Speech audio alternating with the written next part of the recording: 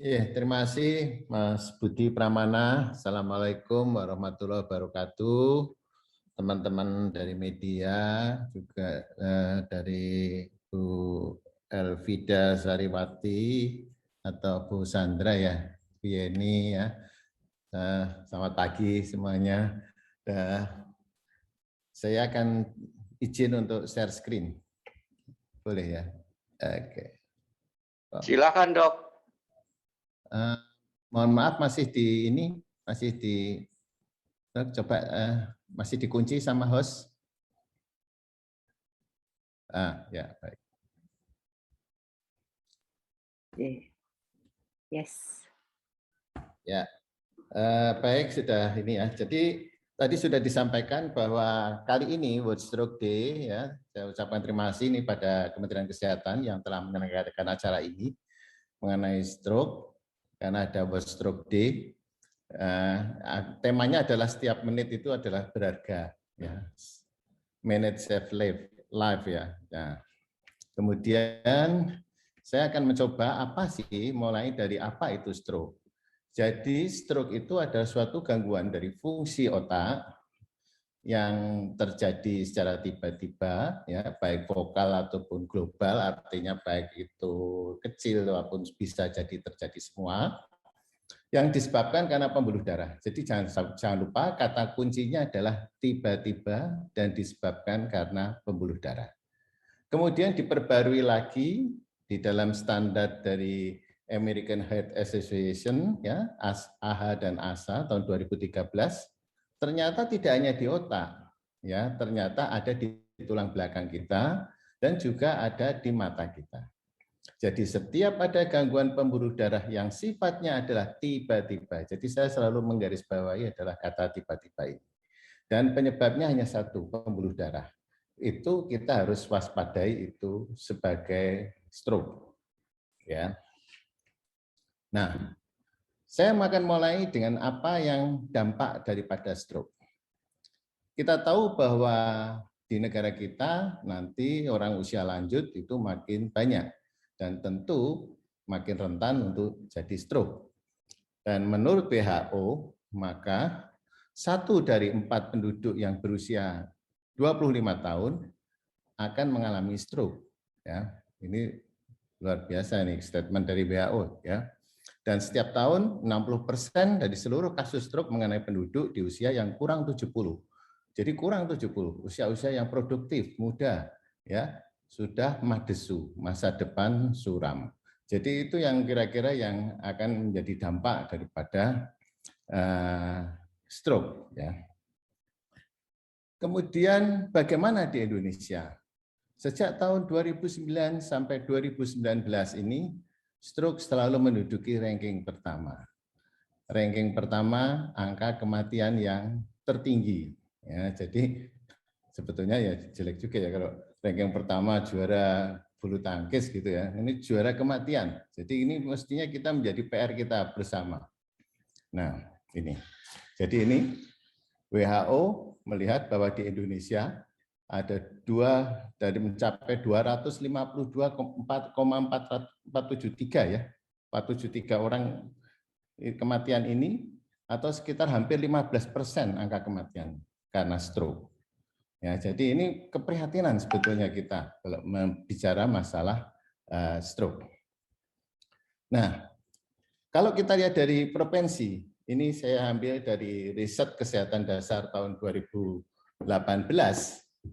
Itu ternyata di situ ada kenaikan dari provinsi-provinsi ya, terutama di Kalimantan Timur kalau kita lihat ya, yang paling tinggi dan juga Papua yang paling rendah.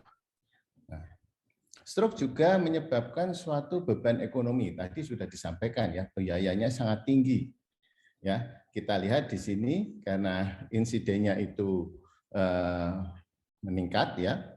Jadi dari 2.703 ini ya. Ini kalau kita lihat di sini ya menjadi 3.783.861.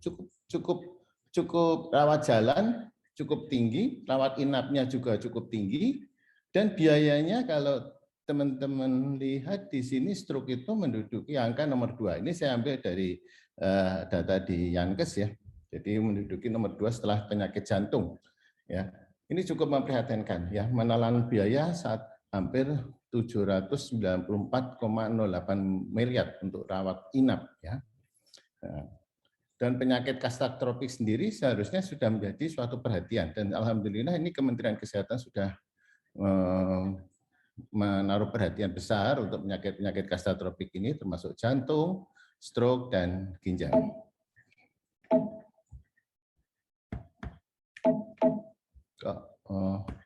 Ya. Kita mulai dengan apa itu yang menyebabkan stroke. Ya, ada yang bisa diobati, tapi ada yang tidak bisa diobati. Misalkan usia, makin lanjut tentu makin rentan dengan stroke. Kemudian jenis kelamin, ya. Kalau dulu laki-laki lebih sering, tapi sekarang bergeser, ada wanita kecenderungan lebih sering. Kemudian ras, herediter, ya. Ini semua kita sulit untuk mengobati. Kemudian bisa saja dengan yang bisa kita obati, ya, misalkan hipertensi, penyakit jantung, diabetes mellitus, dislipidemi, obesitas, ya, merokok, hiperuremia, alkohol, ini semua peminum alkohol, ini semua bisa kita obati atau kita kurangi dengan pola hidup yang sehat. Dan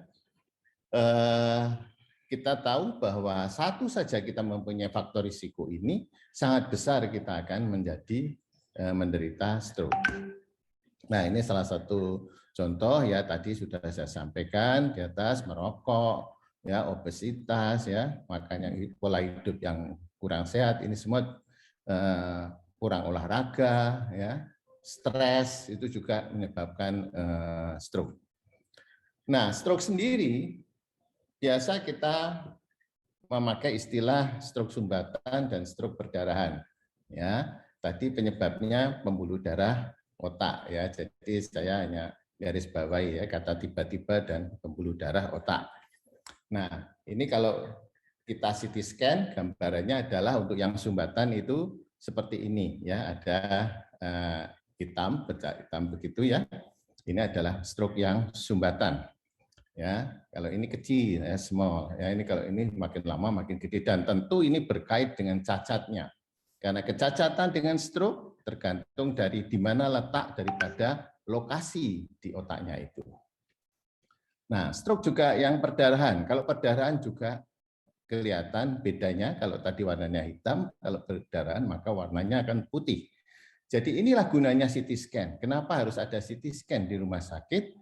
Untuk stroke, karena dokter lebih tahu, karena kita akan sulit membedakan klinis apakah itu perdarahan ataukah itu sumbatan. Keduanya ini sulit dibedakan secara klinis, hanya bisa dibedakan dengan CT scan.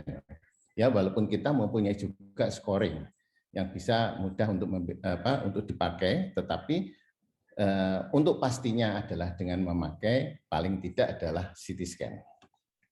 Nah, mari kita waspada stroke. Tema tahun ini adalah waktu, ya, masalah waktu. Time is brain, ya, waktu itu adalah sangat berguna buat kita semua. Karena kalau kita lihat bahwa kalau ada sumbatan itu, maka makin lama otak yang kecil yang tersumbat itu di situ tidak dapat aliran darah, di situ sel otaknya akan mati. Dan sekitarnya itu akan ikut-ikutan mati apabila kita tidak segera mengobati. Nah, inilah tujuan kenapa kita itu harus secepatnya itu membuka sumbatan itu supaya timbul, mendapat sel otak itu mendapat aliran lagi, dan otak itu bisa membentuk pembuluh darah yang lain sehingga sekitarnya tidak ikut-ikutan mati. Nah, kita akan bagi stroke itu ada dalam menurut waktunya, ada TIA, RND, dan progressing stroke dan complete stroke. Kalau TIA itu misalkan pagi ini saya lumpuh kaki dan tangan kiri, maka jam 12 siang sudah nggak lumpuh lagi. Jadi kurang dari 24 jam dia sudah kembali lagi. Tapi kalau yang RIND itu batasannya adalah 7 hari. Jadi biasanya penderita stroke itu lumpuh, terus mungkin dibawa ke mana gitu ya, dipijat-pijat atau di apa ya, belum 7 hari sudah kembali lagi. Itu RIND. Itu sebetulnya nggak usah ini, dia kembali lagi. Nah yang terakhir, yang berikutnya adalah progressing stroke. Ini progressing stroke kadang-kadang memang kelihatannya dokter ini berpacu dengan gejala stroke-nya.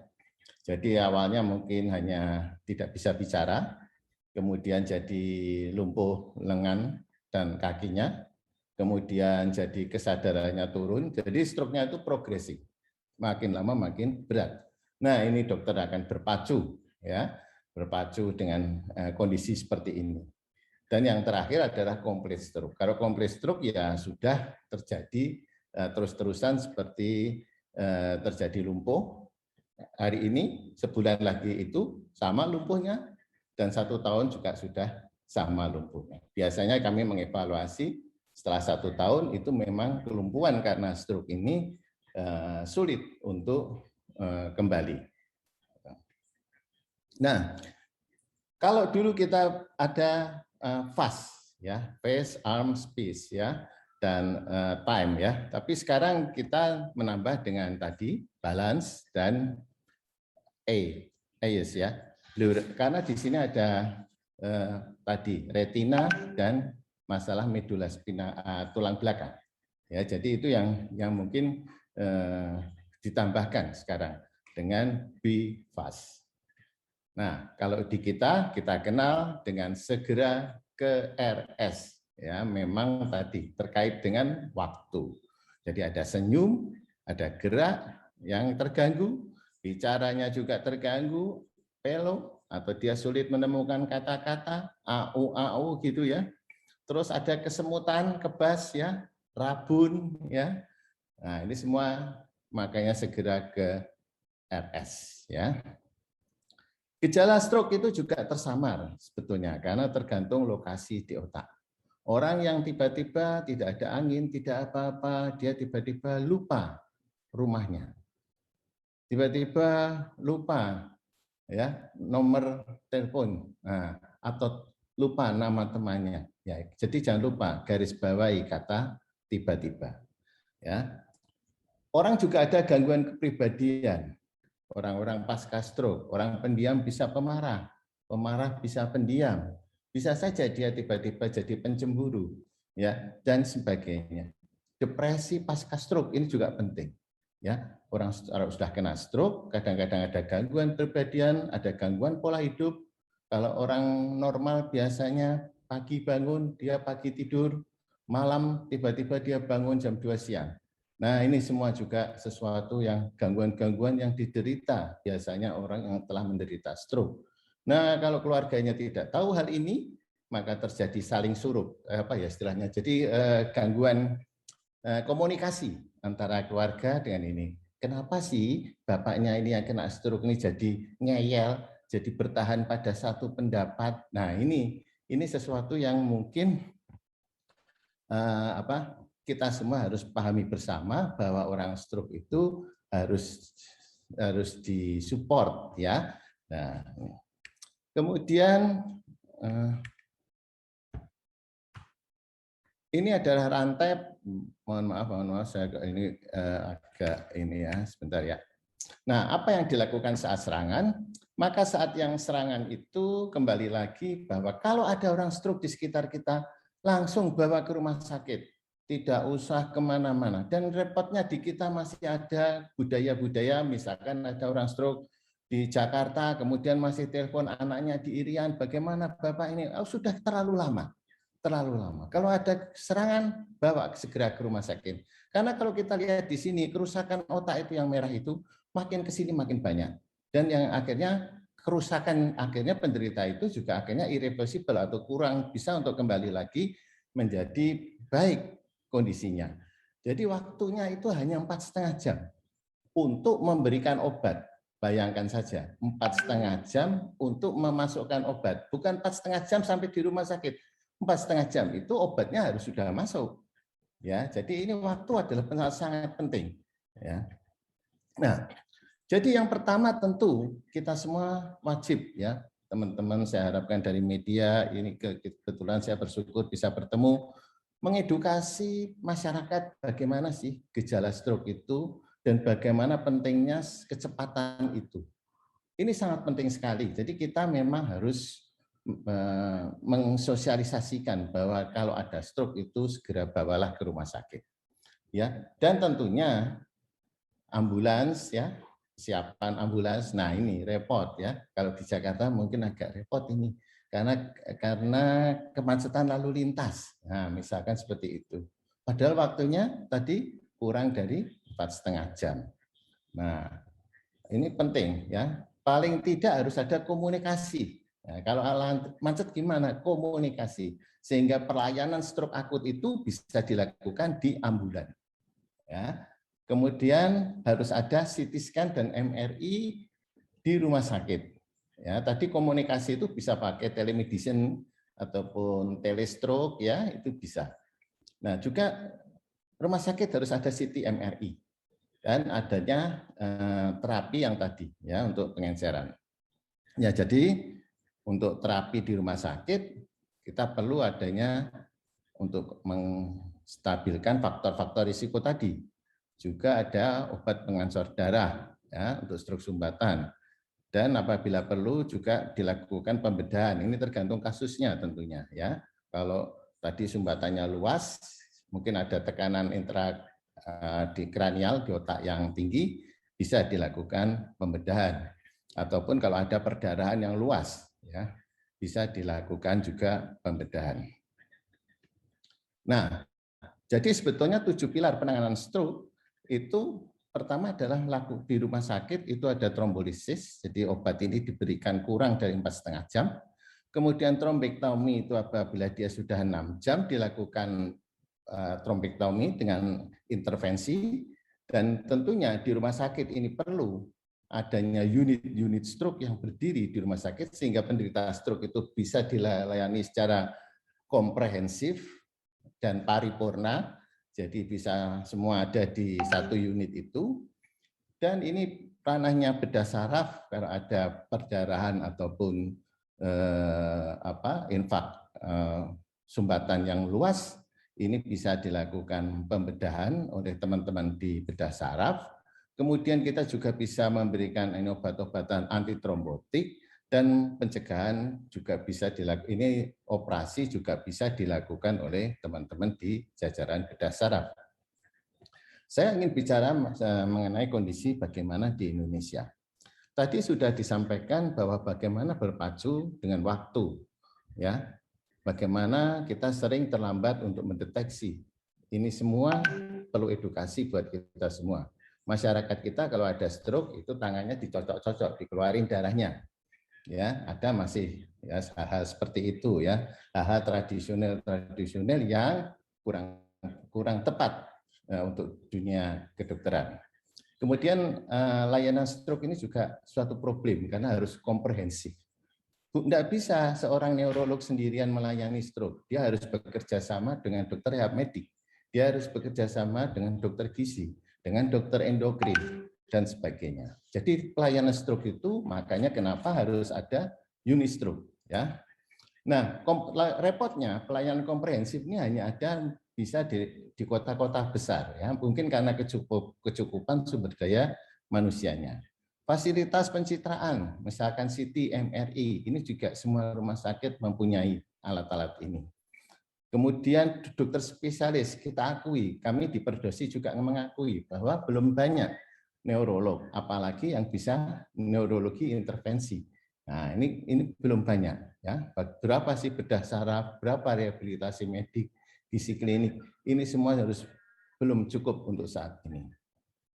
Biaya obat dan tindakan intervensi ini masih dinilai sangat mahal ya, sehingga rumah sakit banyak yang sulit untuk menyediakan pelayanan ini. Penyakit kronis ini seperti stroke ini ya bisa lama ya. Kita tahu bahwa stroke itu kalau sudah tadi ya sudah terlambat, hasilnya juga tidak bagus, itu lama sekali. ya membuat kesabaran, menyebabkan beban ekonomi rumah tangga, ya, selain beban psikologis juga. Nah, ini dan juga akhirnya potensi-potensi yang muda, yang masih muda sebetulnya itu akhirnya jatuh pada keadaan yang suram atau masa depan suram. Ya. Nah, ini kalau kita lihat jumlah rakyat Indonesia ya 200 sekian ini. Kalau spesialis neurolognya saat ini ya sekitar 2.500 dokter. Neurointervensinya hanya 60 dokter se-Indonesia ini dari Sabang sampai Merauke. Kemudian spesialis bedah saraf ini saya cari-cari ya sekitar 200-an orang. Ya, bisa dibayangkan ya. Jadi kalau neurolog itu kurang lebih 1:108. Kalau neurointervensionisnya 1:4.500 orang. Nah, padahal ini time-nya itu sangat penting sekali di sini. Waktu itu sangat penting di sini. Ya. Kita lihat di sini sebaran neurointervensi, jadi dokter-dokter yang melakukan neurointervensi. Kita lihat ini hanya berapa, ini yang cukup banyak ada di Jawa Timur, di DKI Jakarta ada 14, ya, Jogja 2, tapi ini adalah sebenarnya. Dari ini, nah, jadi total cath lab kita ini di sini 292, nah, dengan neurointervensi tadi, kurang dari 60. Nah, ini adalah pemetaan stratifikasi layanan stroke yang level tinggi. Artinya kita akan bedakan ya nanti mereka yang sudah bisa, rumah sakit yang bisa melakukan ini ataupun yang tidak. Kalau kita lihat di sini maka hanya 5, RSPON, RSCM, Karyadi, Sutomo, dan Sangklah yang sudah bisa melakukan pengobatan dengan cara trombektomi. Beberapa ini sudah ada neurointervensinya, tetapi untuk pengobatan terapi trombektomi masih belum. Ya.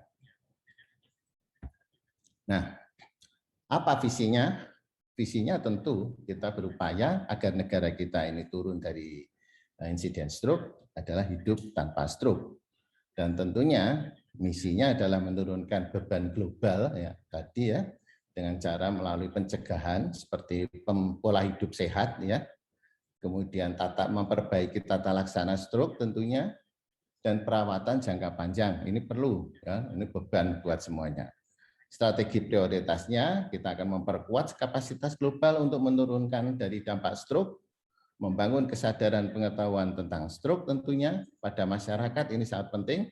Kita akan bekerja sama dengan LSM ataupun juga dengan Yastroki dan beberapa organisasi kemasyarakatan lain, ya. Sehingga penting buat kita semua untuk menurunkan insiden ini. Tersedianya secara luas akses cepat, ini bisa dengan mobile stroke ya, bisa dengan mobile stroke, bisa dengan telestroke. Ini kalau di luar negeri sudah memakai ini.